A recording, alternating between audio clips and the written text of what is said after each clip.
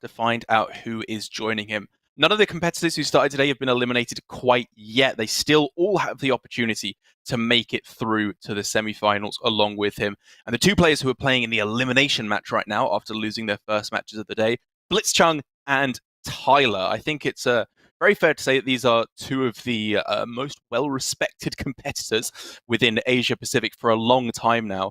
But for kind of different reasons. They've had different stories and different strengths along the way to get here. Yeah, Tyler, of course, back in the day was known as the #1 grinder, always able to hit those high legend ranks. Back when hitting high legend was one of the best ways to earn points. And during that HCT system, blitzchung also managed to shine, qualifying to playoff after playoff. And now it's all culminated into their Grandmasters slots. blitzchung in particular known for his aggressive gameplay, and that's definitely looking like it has potential to shine now that various builds of aggro rogue are viable and also this tempo mage. But in terms of how the two rogues are built here, I definitely feel like Tyler's is a bit more with the weapon package. It's an interesting way to go. I'm not necessarily sure that it will stack up so well if those two decks clash, because Tyler's deck is much more board-oriented, I think it's fair to say, with the Steel Dance that you have in there, and of course Jandis Barov. Like it's a little bit more late-game oriented. I say late game, it's turn 5 that it goes to. Whereas blitzchung's deck is clearly a straightforward hyper-aggro version, which I think may be able to get the lethal before Tyler can get on board. Especially as the Cult Neophyte, that kind of signature tech card that blitzchung is bringing to the Asia-Pacific region, looks yet again pretty well positioned. Yeah, especially if it were to run up against the mirror. I also agree with you that if it's to be rogue versus rogue, then the one with more stealth minions and more cheap cards to have the upper hand. But I think that Tyler's rogue deck might have a better shot against blitzchung's mage, for example, with less reliance on cards that easily die to a couple of arcane missiles. I also really like that Cult Neophyte tech from blitzchung, though, to fight against mage, because it can shut off those powerful pop-off turns with the Sorcerer's Apprentice. Yeah, that's exactly right. And for me, Tyler's rogue deck, I mean, I'm talking about the board, heavier board aspects of it. That's not for me what makes the deck good. It's just self-sharpening sword. I've been playing a bunch of mage, and they just ignore the board completely, or your side of the board, it feels like, hit you in the face with the self-sharpening sword over and over again, and there's just pretty much very little counterplay against it whatsoever.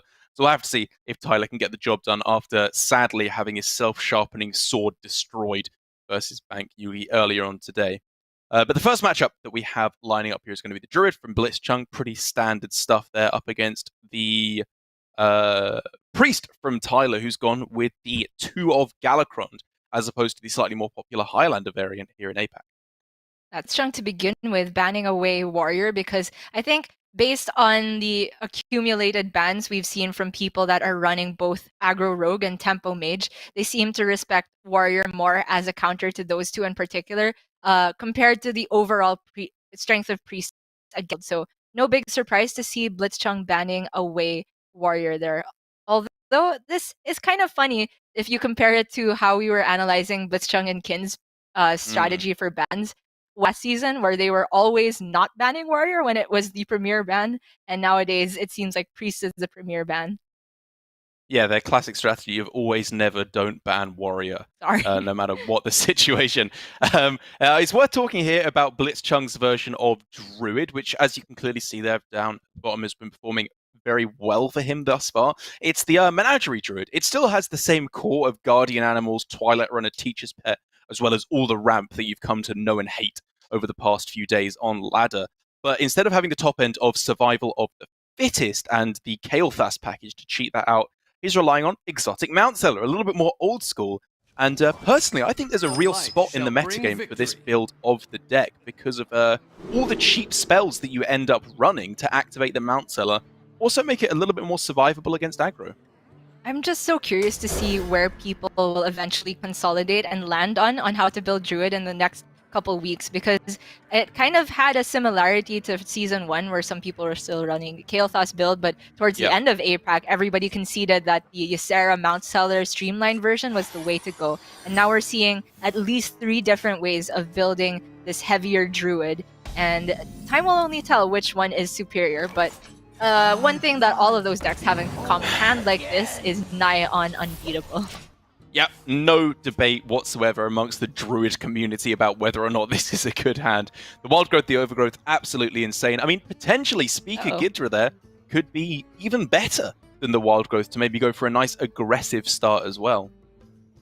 Yeah, definitely some potential there. And the 4 health on that Ghidra does make it so that Coin Apotheosis wouldn't one-shot it. If it were to come down then. What to do?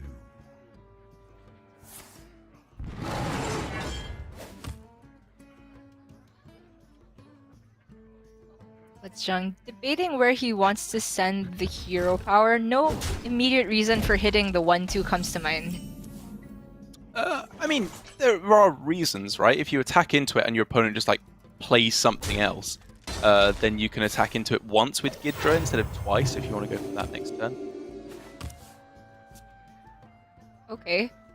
But it definitely seems like if you're playing Ghidra, you're buffing it anyway immediately after. Yeah. And I guess if your plan is not to play Ghidra at all, then I can fully appreciate the idea of just going for ramp, and then play your big guys, and Ghidra plus spell. It looks like blitzchung is for the long-term Ghidra for +7/+7, because he's going to get to overflow territory pretty fast this game. Yeah, that sounds good to me. I would gladly take that. Tyler getting down this Devout Pupil, a card that's also seen in Libram Paladin lists pretty often.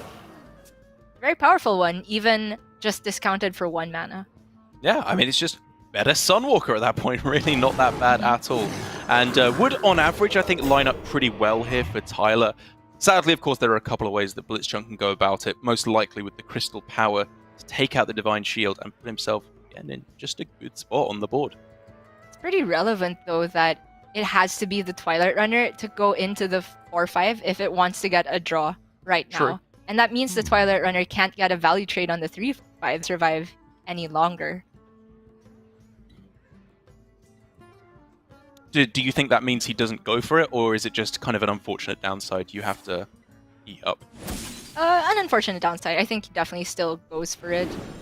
And I guess that's just me with my first world Druid problems. Whoa. Nothing about rushing out to 9 total statted minions seems unfortunate in the long run.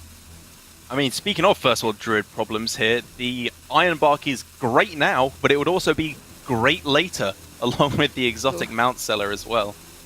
I like the look of cashing it in now just to remove that Disciple immediately, because for next turn, I'm looking at the Innervate, Ghidra, Overflow in that order, and then with whatever you draw out of Overflow, Mount Seller.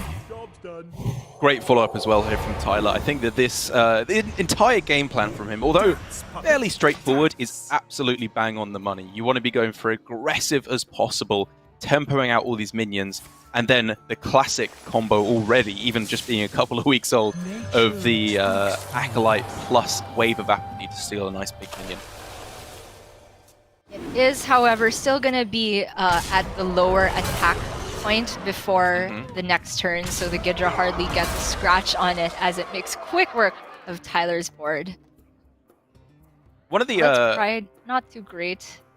Yeah, it's not great for Tyler, but I was going to say one of the weird things that I hadn't really considered with the hotfix that happened a couple of days ago, where cards can no longer generate or discover themselves, is that there was a pretty nutty combo that you could hope to get of Mount Seller into Nature Studies, Nature Studies, Nature Studies, Nature Studies to just fill up the board, which I guess thankfully is now no longer a possibility. Thankfully, indeed.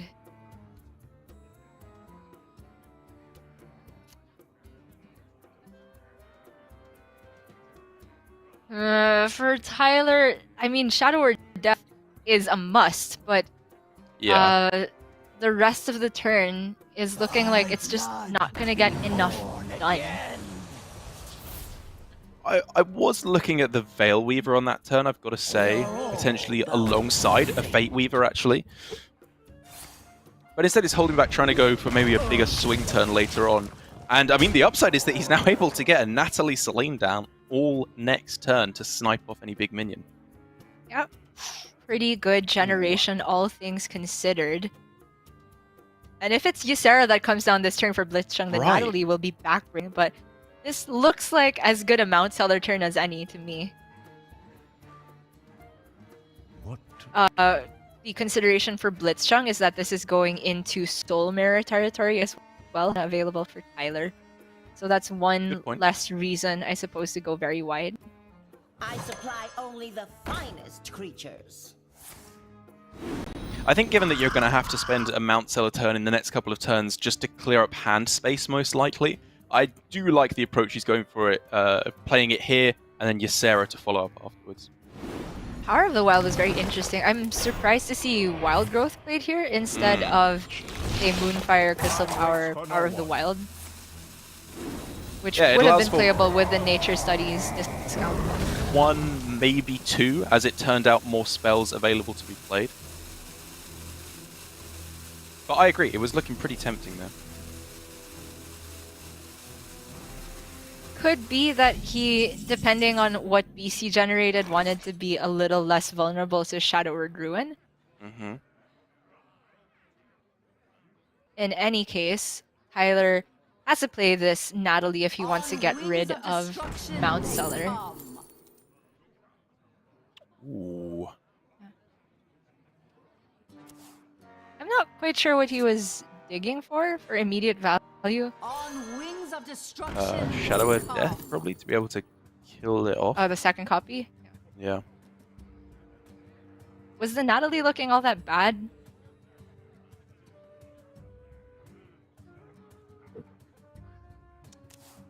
Yeah, I agree. It looked like a pretty decent way to clear up the majority of the board, right?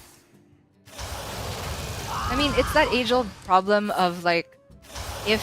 Oh, okay. Double Breath of the Infinite is enough to get there. I suppose the thinking was that he had good outcomes in either Breath of the Infinite or Shadow of Death, right? And then being Right. able to go Breath, Death, or Breath, Breath.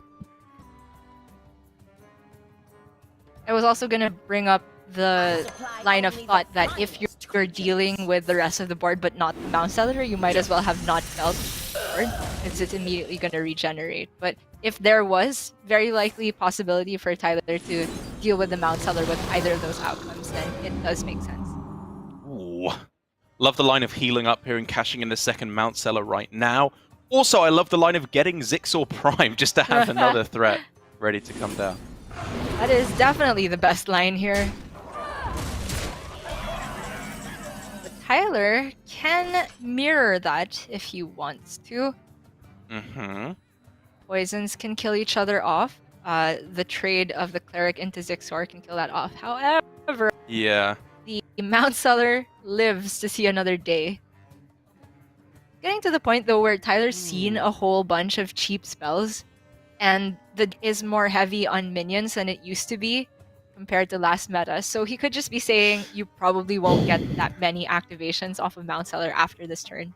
I think that's a pretty brave assumption to make. I mean, I get your point. Like, what else do you have at this point? Something has to go right for you. But it's not looking good for Tyler, even if he has to hope that. I feel like he does have to, because what's the alternative line? Just Yeah, Natalie the Mount Seller, and then he's staring down 16 immediately. Not to mention Natalie dies to the poison straight up. That's the problem. Well, I guess this way, if Tyler survives, then the Soul Mirror becomes potentially a full clear for the next turn. If he's hitting into anything, it would be the Zixor, right? To set up for Soul Mirror. Makes sense to me.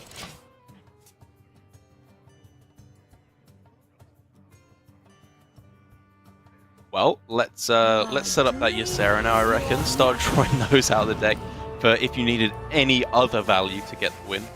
Looks good to me. And so now win conditions for Tyler. What are we looking at as even a possibility to get the win? Once all these dragons start coming down, I struggle to see how he's going to get enough tempo to win the board.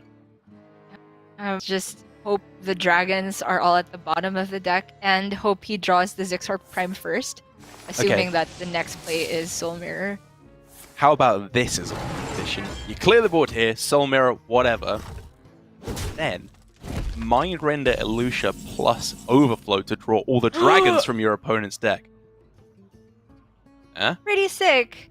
But Blitzchung is almost certainly going to overflow next turn. Dang it. So close. Back to the drawing board. I guess the question is whether he fits in a Karj this turn as well. He could pick up another Zixor potentially behind that. But at this point, I think Tyler also needs tempo to work in his favor. He can't Fate Weaver Soul Mirror, not enough mana. He's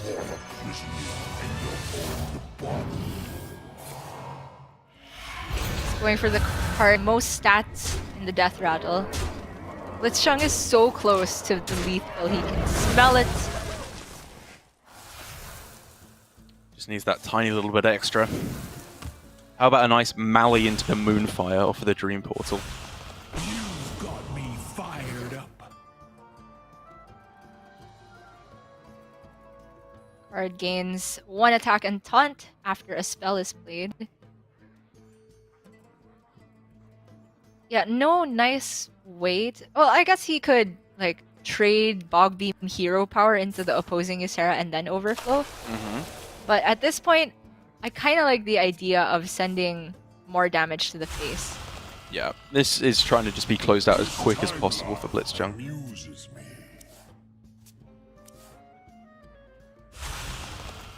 Dragon number 3. A simple So far, they've been pretty lackluster. Yeah, just medium-sized ones. But even if he gets... wow, these are all very medium. Time waits for no one. Like how I like my steak. Cooking. Very medium, please. Yes, Disgustingly very medium. medium.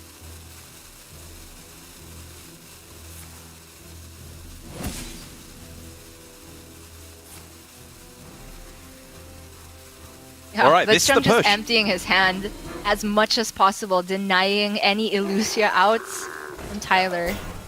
All in, and I think that's pretty smart. You know, no Plague of Death in the deck. Murazond, I guess, is the scary aspect, but I think even then, you're still looking to be in a good spot. And there is no Murazond.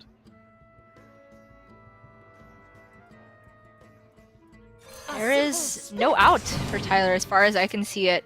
Blitzchung has played admirably well around Plague, Shadow Word Ruin. Right. That's true. These This is a dragons that priest- he's generated. A priest's worst nightmare.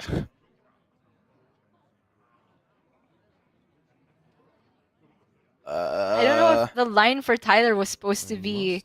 Oh wait, he doesn't even have a spell that targets anything. So the Zethek Right. chain could not have happened. I mean, it's survive another turn is the line, and then hope that a Yeah. miracle can occur. So he's planning on surviving another turn. Might as well get down the Fate Weaver. We are all bound to I fate. suppose if he doesn't value a hero power. Not too quickly. Kill anything but the teacher's pet.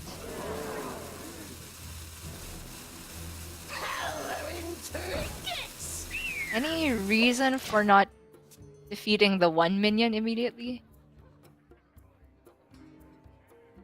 I guess maybe trying to hold on to his side of the board and hope he can generate a clear or something next turn. Well, doesn't he remove more damage if he just sends both attacks into one taunt guy? Yeah, I agree. I wonder. Well, it's a very, very minor thing. Tyler does not appear to have a way to deal with this whatsoever. Yeah, and by throwing down the Sethek, he gives himself one less avenue to generate that win condition.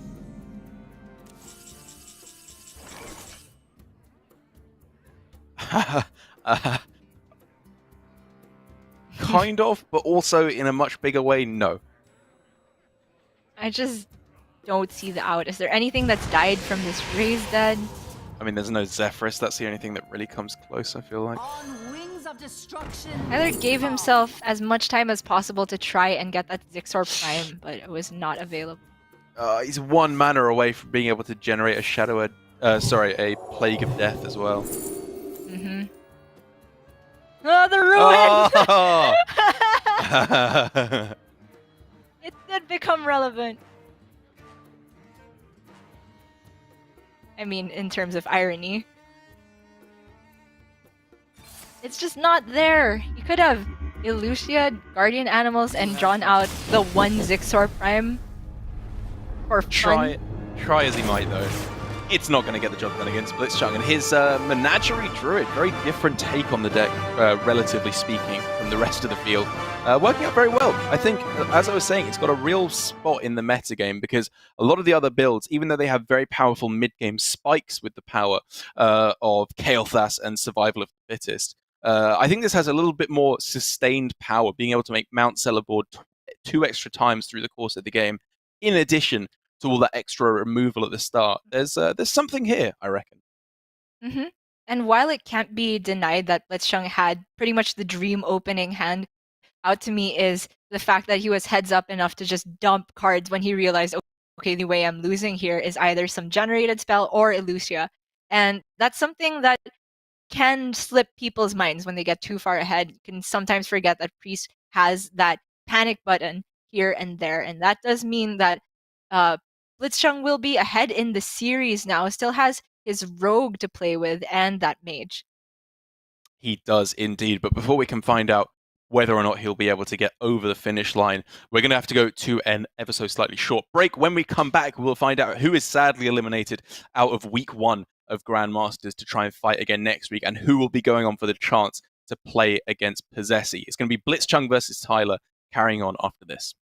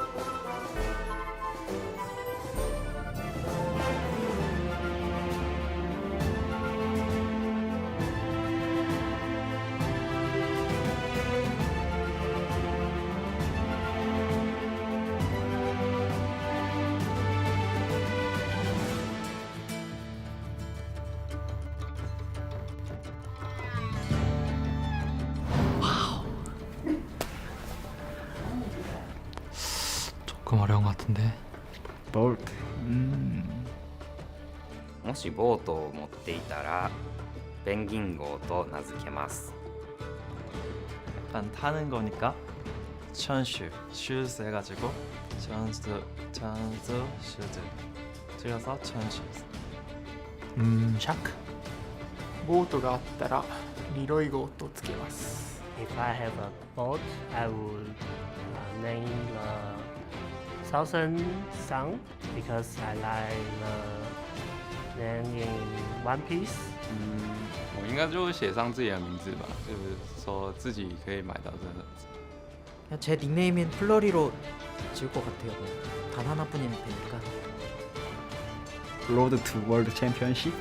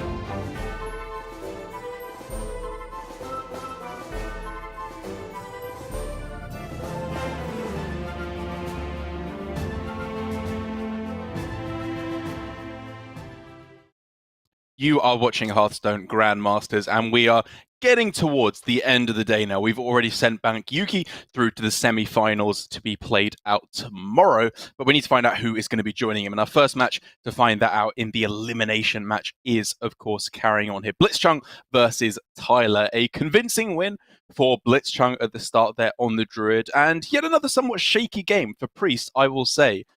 Even though I believe a lot of the players who say that Priest is the best deck at the moment, we haven't really seen that in Grandmasters so far. It's looked a little bit shaky in comparison to some of the other top decks like Rogue and Druid. Yeah, I wonder if we can, by the end of this weekend, have a look at how Highlander Priest has performed as compared to Galakrond Priest. I am personally kind of flip-flopping back and forth on which one I think is superior at the moment, but there could be room to further delineate which of those is actually better for the current meta.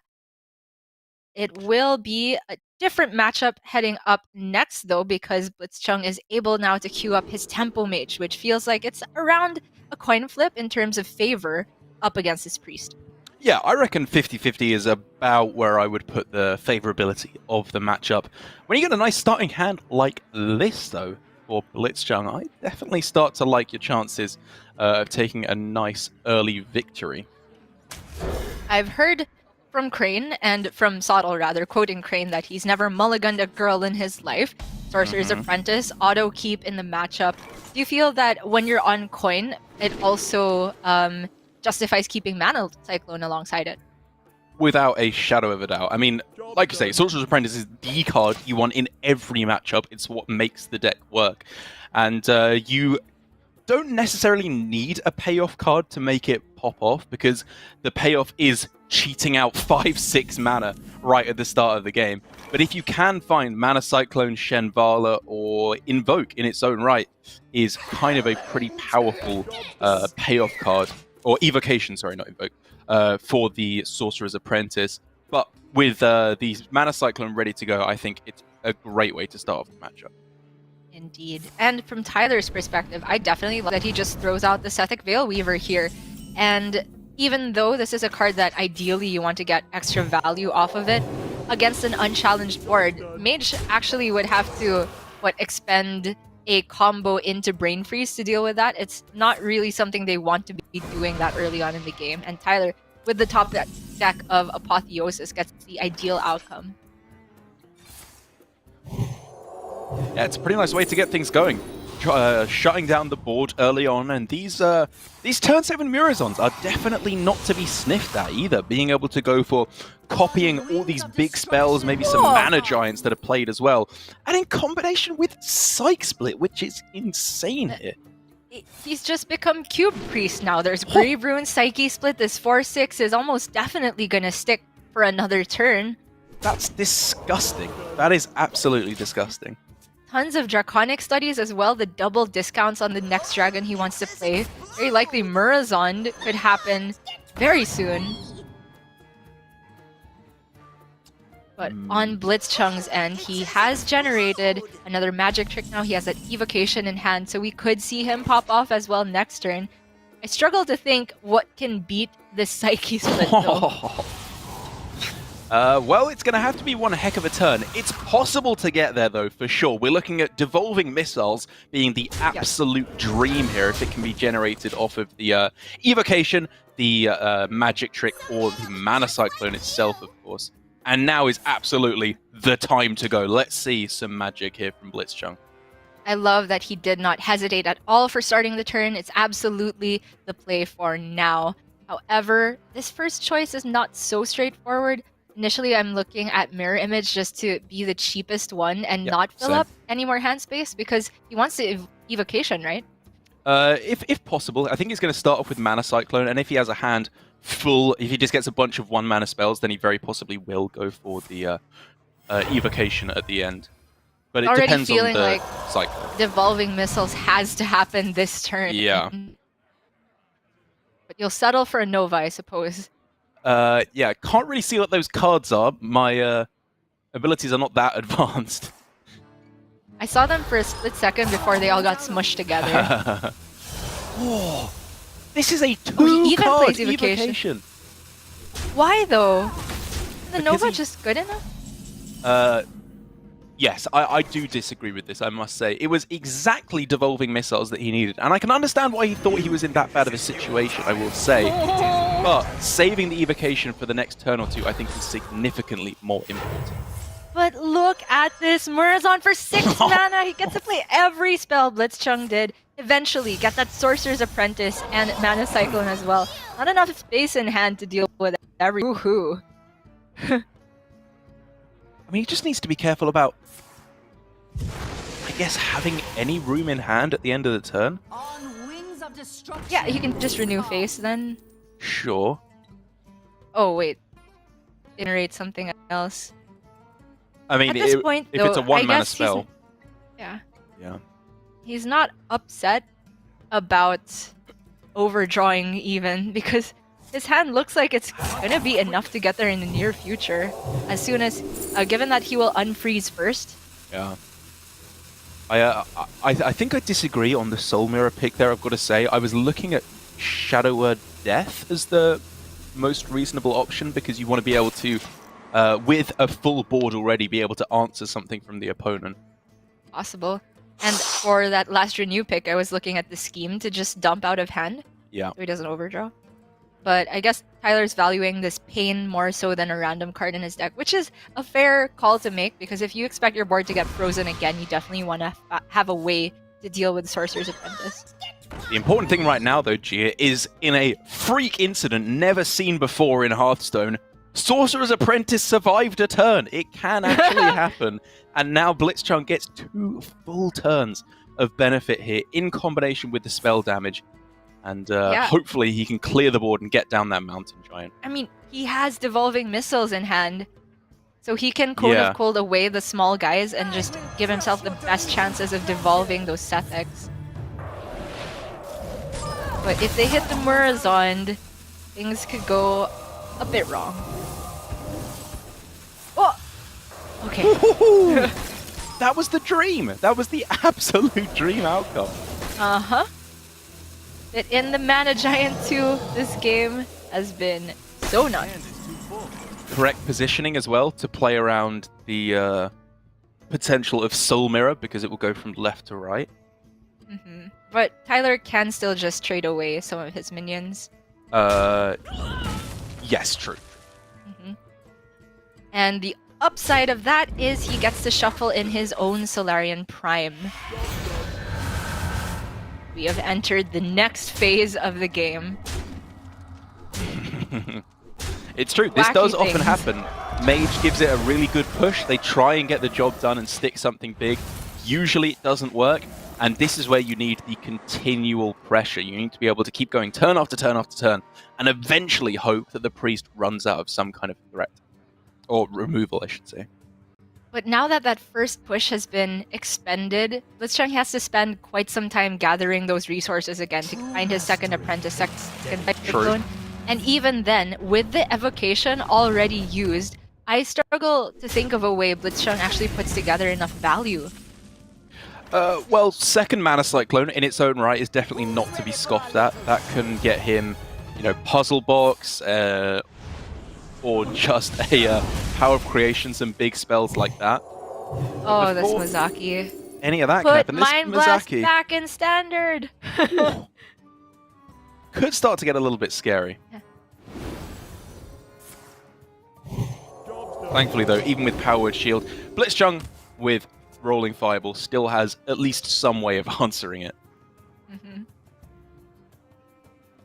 It does mean he has to ping as well, so it's another turn he's not going for Arcane Elect. He could also just go Dalaran Mage. Rolling Fireball.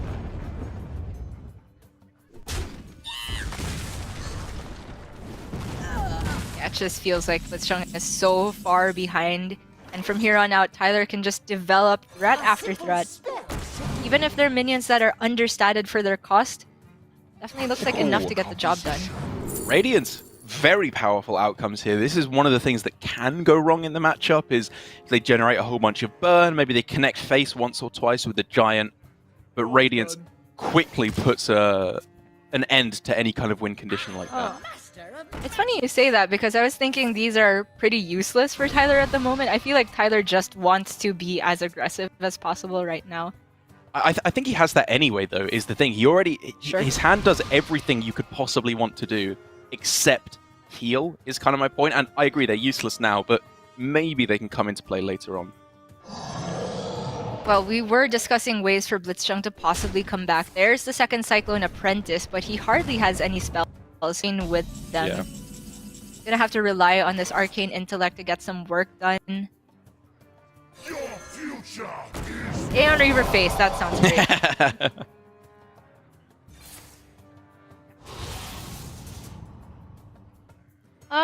A little bit surprised to see Thoughtsteal come down here instead of even just Fate Weaver as another threat on board.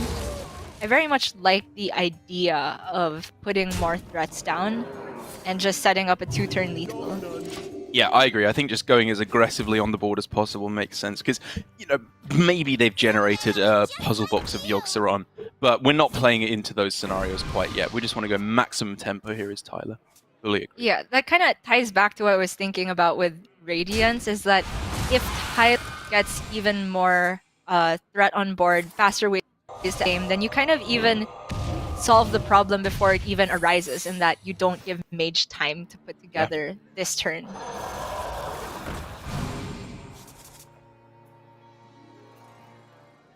Okay, Pyroblast is something, even if the other two are a little more than lackluster. Way out, I'm seeing for blitzchung has a lot to do with that Solarian Prime, which is still in his deck. Yes. Or soon to be 2 of them, for that matter. Probably. It's Priest. Either could just rip his own Prime. I mean, there's so many things he can do. You can think about ripping Murozond is like reasonably powerful at this point as well to get the you know, secret apprentice. Yeah, it's just more development. Gives him info on what the secret is also. Someday I'll be just like you.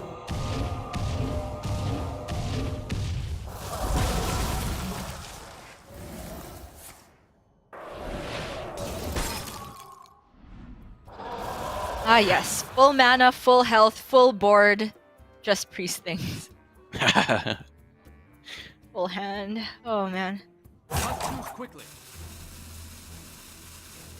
And of course, He's at the thinking end of about all of holding this, on to Radiance for that freak accident that you were talking about. Right. If there is just some way to chain freeze after freeze into some burst spells, I think it's absolutely warranted. Tyler doesn't need anything from his deck at this point.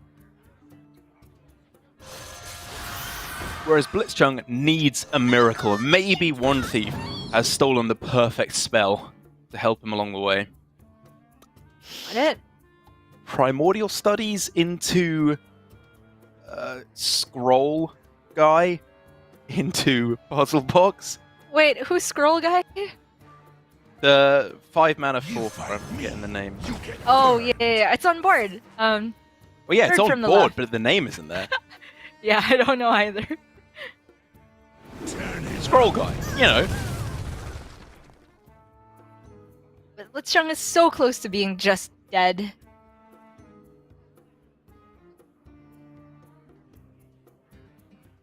Could set up this vaporize, try and prevent any more damage coming down. Honestly, he is just relying on a top deck Miracle Solarian Prime. I didn't think I'd ever say it, but Mind Render Elutia is a great overdraw. That was not being played this game. Agreed. All these generations, but still not a way to guaranteed deliver lethal this turn. But if Tyler wants to pay some tribute to Bank Yugi, he could just slam this Prime. If you're thinking about it, it's already too late. That's my motto. Your mind is not your own. Oh man. Won't Yeah, even that let sounds have good. Blitzchung have an arcane missiles. Just no. Dance, puppet, dance.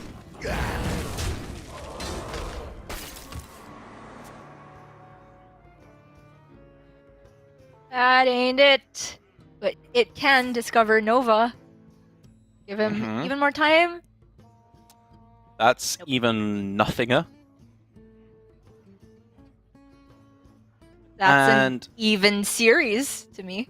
yes, exactly. That is, I think, going to wrap things up. Finally, no amount of nonsense can save blitzchung from there. And it was just a pretty straightforward case of Priest having turn after turn of powerful play. This is what Murazond does. This is why I'm such a big fan of including Murazond in the deck, in combination, of course, with the Draconic Studies, to get it down that little bit earlier. A lot of the other players here in APAC have been cutting that from the list, going with an incredibly anti-aggro build, which obviously has its merits, but I think it's just too powerful to not include, especially when so many decks at the moment are chaining multiple spells and cards on the same turn for these huge combo plays. That is just Murazond's bread and butter. Definitely. It seems like Priest has finally proven why it is drawing the ire of so many players on ladder and on Twitter recently. And we do get to move on in the series at 1 win apiece, both rogues still available. I'm really, really curious to see them line up against each other. Yeah, me too. I think it's such an interesting talking point at the moment as to what kind of rogue you're going for, because even though we've seen like 3 different versions of the deck already in terms of the aggro rogues here in APAC, that's still not even all of them. There's multiple other different ways that you can go. There's the Vendetta package that we're seeing obviously crop up a lot more now. We're seeing Galakron Rogue is also kind of a thing that we're seeing maybe more as time goes on. But I think, as I was saying, in this matchup, maybe blitzchung would have the slight advantage just for the extra aggro that he has in his deck, being able to get in before any of the self-sharpening sword nonsense can occur. It will be lining up against Druid first from Tyler, and previously we saw blitzchung absolutely stomp this matchup with some well-timed Cult Neophyte shadow stepping that to prevent chain after chain of spells, and the hand is already looking to be a pretty solid curve once more for blitzchung. Yeah, it's looking good for blitzchung. For Tyler on the other side, that was a little bit more interesting for me because there was the very real possibility of holding on to Kael'thas with Lightning Bloom. Because, I mean, one of the things that I think APAC has proven with Druid in particular is that the best defense is a good offense. You want to go as proactive for your own game plan as possible and start actually locking down the game, which Kael'thas does kind of do. Yeah, I would have to agree. One thing I'm surprised by is Tyler ripping the Worthy Expedition there. I thought he was going to go for hero power and go for the cheapened Overgrowth. Instead, he's overgrowthing right now. And seeing as he had the second Lightning Bloom, I think it makes sense to not hold on to both of them without Kael'thas.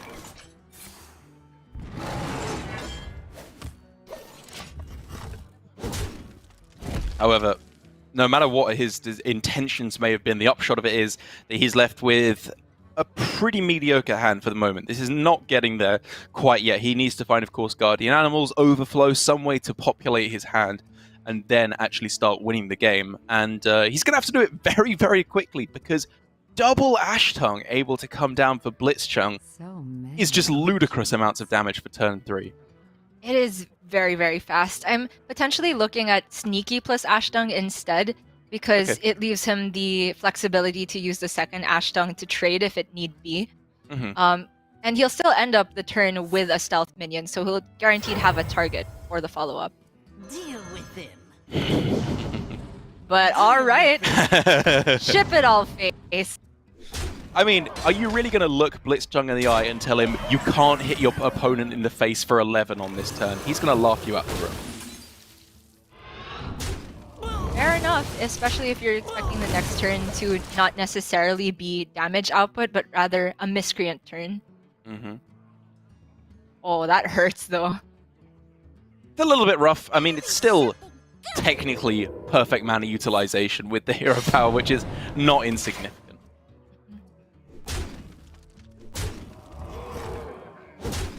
It does make it kind of scary for blitzchung though, because he's expecting Guardian Animals to come down this turn. That is an insane, perfect top deck for Tyler, and a full board clear. Full board clear. I mean, you could see Tyler sitting up in his chair. He actually started engaging with the game again all of a sudden, because until that he was thinking, right, this is over. Next game, I'll try it again. And now he's... Not even a flinch he's from winning. blitzchung. Yeah, he is winning hard. Blitzchung, if he wants to get down the Greyheart Sage, it means he's leaving an unstealth minion on board, which means the Lake Thresher can cleave again. Oh my But he has to god. draw because otherwise he just doesn't get there. It's done. It's done. That's even better. I mean, I was looking at the play being Bloom into Survival, but now Overflow, even better for the perfect heal on all your minions, healing up health total as well, drawing the cards, everything you could want to do in the deck and more. Oh man. Oh! I don't know how disgusting Tyler feels right now. This is go and take a shower territory of disgusting right here. Blitzchung didn't even flinch though. I think in his head he was preparing himself for Guardian Animals on curve. But to have it top decked like that into Overflow, there's just no way to win now. Yes. Like, Wand Thief, we're looking at... I don't even know. What can it get? Puzzle Box? Evocation? Yeah. Can he survive long enough to get to box? Doubtful. I Highly agree. doubtful. Okay, this can get... I'm not thinking of any mage minions that can save him, but maybe he can come up with something. Okay. The line I've thought of is to somehow generate Frost Nova, and then generate Faceless Lackey to generate a Doomsayer. I love it.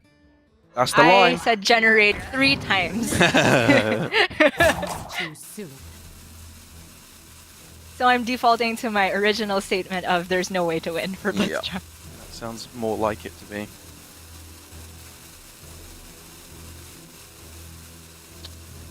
Malagos, if he can generate another dragon, can go like Malagos Frost Nova. Like, it's not gonna work, but it's the most likely to work at a strong 0%.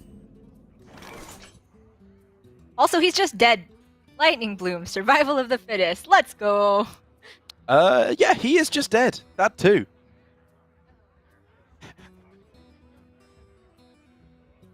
A nice 16 He's getting there.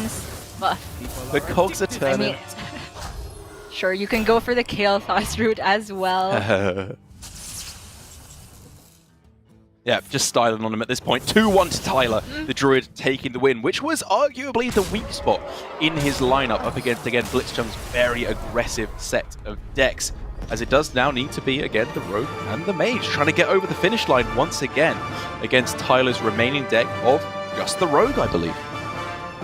And we will most likely get to see that Rogue versus Rogue matchup come to fruition if Blitzchung does believe that his Rogue is slightly more favorable, given that it doesn't run some of the slightly clear cards that Tyler has, such as the Steel Dancer, which pays off very well against more heavy decks, control decks, being able to generate possibly a 5-cost or even 6-cost minion, depending on how good you are with the self-sharpening swords. Yeah, I mean, I will say that the last time I played this matchup on ladder from the Mage versus Rogue perspective, I was on Death's Door just about to lose, and then went with the Giant Conjurer's Calling, which got me Walking Fountain and Katrina Muerte, which then resurrected my Walking Fountain at the end of my turn. And I can imagine that Skak was one sad Italian Hearthstone player at the end of that game. Unlikely to happen there here for Blitzchung in this series. Just wanted to brag a little bit. I've been too humble, I feel like, recently. Well, if you called Tyler's draw that game go to the shower levels of disgusting, level of disgusting was that Walking Fountain generation. That was live in the shower levels of disgusting. It's better than living in the basement. And we will move on with, I believe, a Mage versus... I was mistaken. It's not going to be the Rogue Mirror quite yet. Blitzchung, in terms of the way he's built his Mage, it has both of the legendaries that have been arguable as to whether they're actually core to the deck, Shenvala and Jandis. I've heard that the version that you mentioned Crane was running has cut both of these cards to be much more streamlined. Yeah, I think Crane's version still ran Raz, but there have been multiple lists that have cut Raz since. I think Ball Control's GM Mage cut it. Sorry, I was referring to Jess and Shenvala. Oh, sorry, I misheard. Yes, you are correct. Those are 2 cards that are considered cuttable. I mean, I think most people still want to play the Shenvala due to, as we can see, what it has done in some matchups before. I haven't even heard of Raz being cut just yet. But blitzchung's opener is looking to be nearly the levels of disgusting that Tyler's was. He has the 1-2 punch of Sorcerer's Mana Cyclone on the also has ways to stall leading up to that turn. Firebrand in particular, very, very effective at dealing with these stealth minions. I mean, this is my experience of the matchup. This is the way it goes. Rogue is winning the board turns 1 through 4, usually. They get in about 10 damage. The mage wins back the board, and then the rogue has to try and get there with burst damage off the top. Whether or not it does get there in the end is obviously a point of contention. You said turns 1 through 4, but there's a very clear way for blitzchung to win the board right now if you wanted, with just Firebrand, coin, 1 cost spell, or just pop off right now because he's drawn a whole bunch of cheap. I really like this. I think this is great recognition of, in the average draw, you are likely to be able to pull your way out of this one. This is super gross. Evocation as well. Probably not going to see it this turn. Whoa. But, oh. I mean, we very possibly will. Does he need to? I think he's just going to end up with a near full hand with Missile's Mana Cyclone. And then he can just save Evocation for a full hand later on. Yeah. Your energy's insane! Tyler's face. How much mana was cheated on this turn? This was 3 mana that he did all of this with. 3!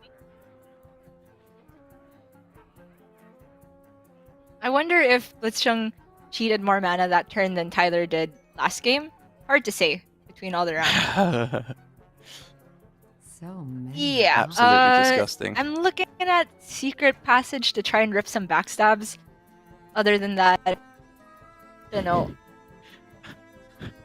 Oh my god. How tame is it? What a long journey we've come on. Do you remember back in old school Hearthstone when Shattered Sun Cleric on turn 3 was too powerful? They had to nerf it and take away a health. Whereas 3 mana now is this. Yeah, back when Spider Tank was considered an incredibly well card. Yeah. Okay, wait. This draw from Tyler is pretty good. He not only rips a backstab, he gets the self-sharpening sword, and that means that the steel that he'll be getting back next turn are much likelier to present some good board presence. Not 100% over, but I really still see Tyler coming back in any meaningful form. I mean, this is definitely not over. I was kind of bigging up how cool blitzchung's early plays were doing, but it wasn't necessarily game-winning in its own right. Especially as, like you said, the self-sharpening sword now coming into play is what makes the deck function. It's what everything has to rotate around, with the cutting class Steel Dancer, Krastinov, and all of that nonsense as well. Yeah, the way I was looking at this is that blitzchung definitely doesn't have much aggressive potential in the near future, but the sheer amount of cards that he's generated and ways to deal with minions means that he can now play for a more controlling playstyle, and it'll be very effective here. Firebrand gets so much work done with this Ray of Frost. Perfect ordering as well, just to make sure that everything is killed off here.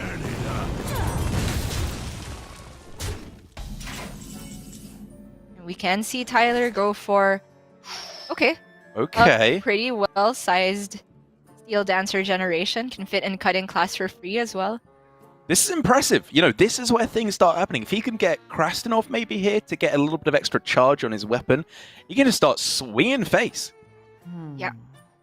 I do think he does have to start swinging face here. It's tough because you generally want to see what the Steel Dancer will generate before you decide where to swing, but then that means you lose 1 tier of mana cost if you do it in that order. Tyler's just going to start with a card draw. He can still pull out second Deadly Poison. He needs it. To me, it feels like he has to go face already. He's not even playing Steel Dancer. Okay. I think actually I like this order from Tyler. The attack face always happening. I think that's absolutely spot on. But by getting out these stealth minions preemptively, you can kind of clear the runway for Steel Dancer to hopefully stick a big minion next turn. Sure. Yeah, I like the idea of the stealth minions, but I'm also unsure if the Eviscerate was meant to land on a minion then. Okay. Does fair. he ever save that? Arcane missiles, very, very likely to make quick work of Tyler's meager board presence. And if we're looking at best outcomes for 8 drops, did you say something about a walking fountain the other day? I did indeed. Oh! But that'll Game do! over, Fian! That's Hello? insane! Tyler's pulled his way back into this game, seemingly from nowhere.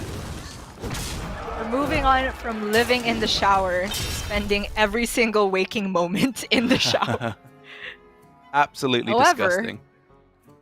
blitzchung is still able to find ways to pull back. He's at 11, however, he has some freeze effects. And from his perspective, he's not immediately dead.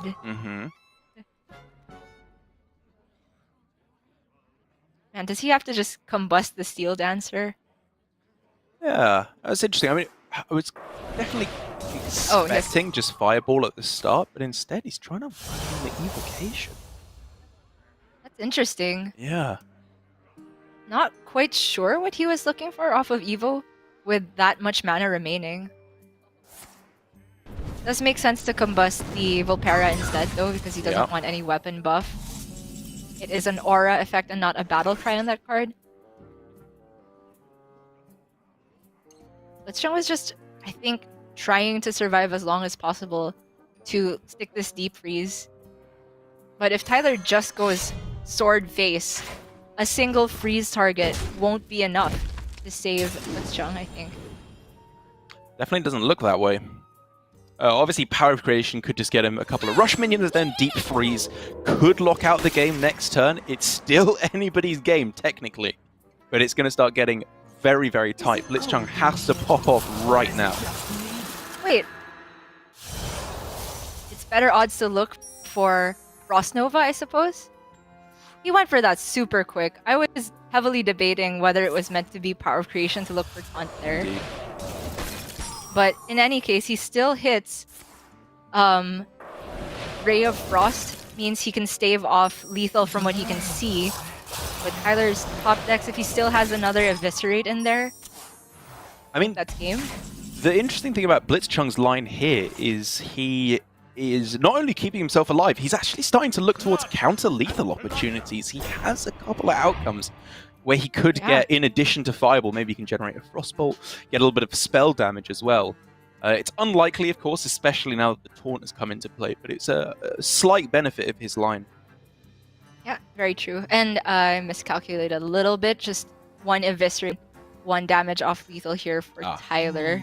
And it's also coming to a strange crossroads for Tyler, where he could send the stealth minion into either of these minions. There's merit with both. But I think the weapon charge is absolutely going face. For sure, for sure. You know what? So is the minion. You calling it? Yes. He's hiding behind a taunt here. 17, not that scary. I mean, it's not that scary right now, but I think the idea is that if he manages to freeze your board and generate another 5/5 at the same time, which is unlikely, I will admit, but possible, that's when you can potentially lose the game.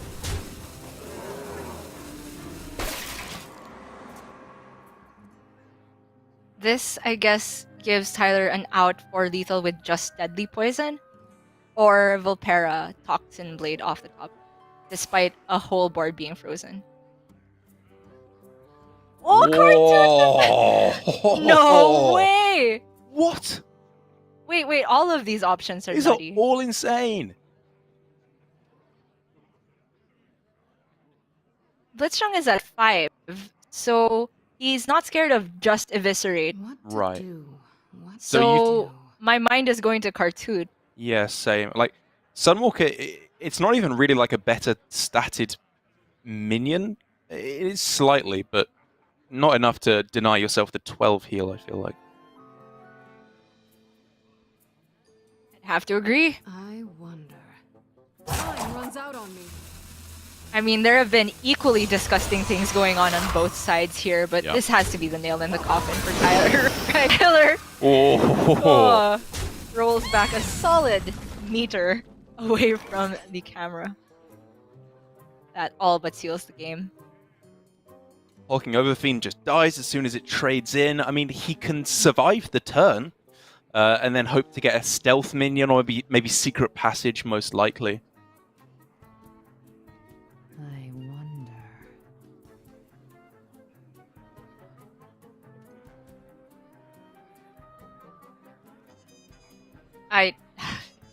It's just not happening. He can survive the turn from his perspective. But if he doesn't kill off one Kartut and its second half with both of the minions, then he's just dead. Mm-hmm. I give up. Throws Oh in the my towel. goodness. It was such a back and forth game there. We were calling it on turn 3. Right, blitzchung's won. Look at all those spells he's generated. How could he lose? But then at the end, Tyler, with the self-sharpening sword, realizing what the power of the deck actually does, is able to wrestle Overfiend things was back. huge. It That was completely insane. swung the board.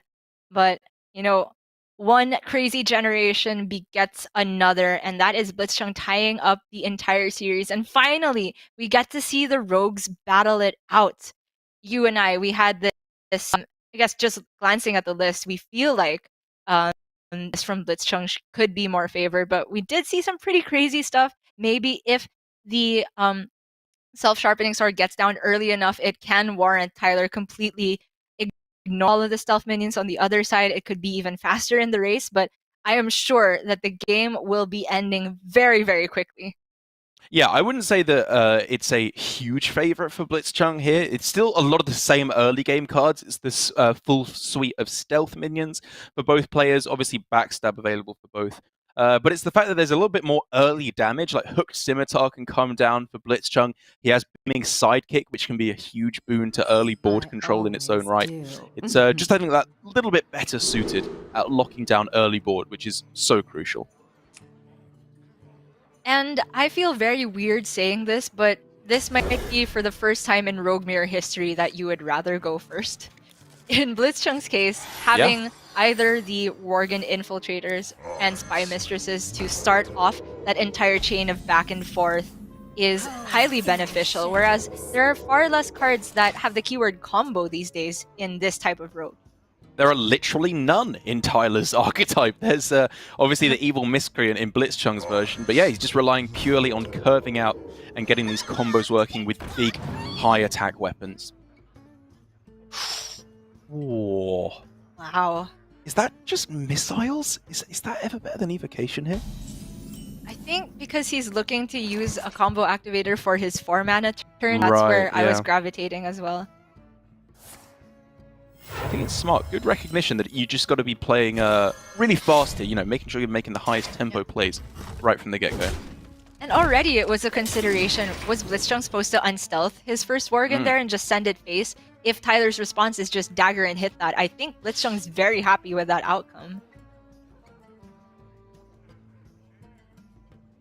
But it does seem very powerful to unstealth 2 minions at once, which means Tyler's weapon can only deal with one of them in one turn, and you're likely to have the other one keep attacking. But the turn now for blitzchung looking like be a singular 3-mana 2/2, whether it's a weapon or a minion. Right. Which 3-mana 2/2 are you playing here? They're both awful. Okay, now that I've said it, maybe it's just Miscreant. Just lines up better against what Tyler has to offer. This one is the one I was least expecting, because now he has the same problem next turn. This was also the one I was most least expecting, I've got to say. Sorry. I can't. No, you said it correctly. I'm just making fun for no reason. You made me think that I said it wrong. Haha. Got into that time of day. Yeah, we've been casting for more than 30 minutes. We don't know what to do with ourselves. Yeah. Huge top deck though, there for blitzchung, obviously getting the draw. Combo effects can start to roll in. Now the deck is really going to start working together as a cohesive unit. because it's got to be said, even though he wasn't losing board control massively at the start, he wasn't winning it, and he's not getting a load of damage to face. The top deck for Tyler is nuts. This was supposed to be the turn where blitzchung had some respite, where he could turn it around after he was going for all that board control. But not only does Tyler top deck the perfect card in Steel Dancer, he gets an insanely good generation as well. He really does, and even with the board clear available for blitzchung, he's not getting damage through to face. And he's down to 18. Tyler has Jandis on curve. Self-sharpening sword down to its last. What? Mortuary machine. Hello? That's insane here, I right? don't think you care if you give your opponent's minions reborn at this point. If that mortuary connects face once, Tyler has won the dang game. But the point I was going to bring up here is that if blitzchung is able to get over this hump and deal with this last board, it's not the fact that he has to kill his opponent super quickly because he's playing the more aggressive deck. He's just winning on value as it currently stands. Tyler's just completely out of gas.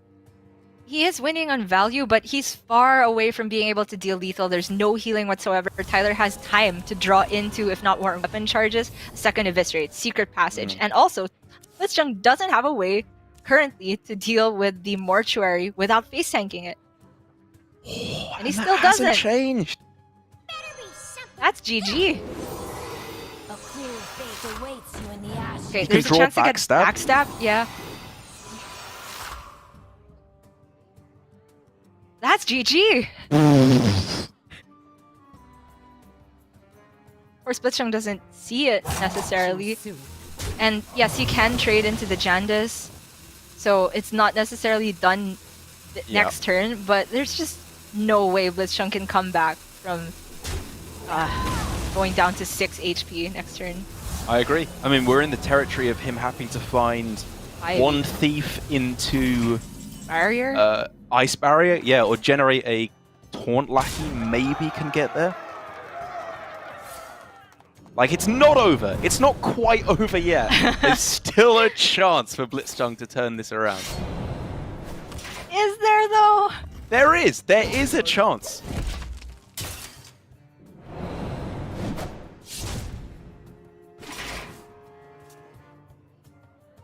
Hate to see it go down this way after such of a roller coaster of a series, but if you are saying that the out is one,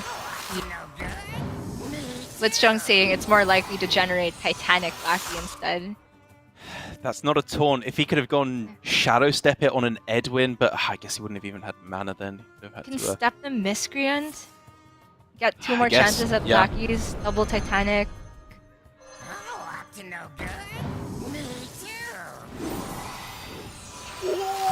Oh man. He's just a little mana short of being able to deal with the mortuary and play down the taunt. Right. It's actually he's one damage short. Rush, and then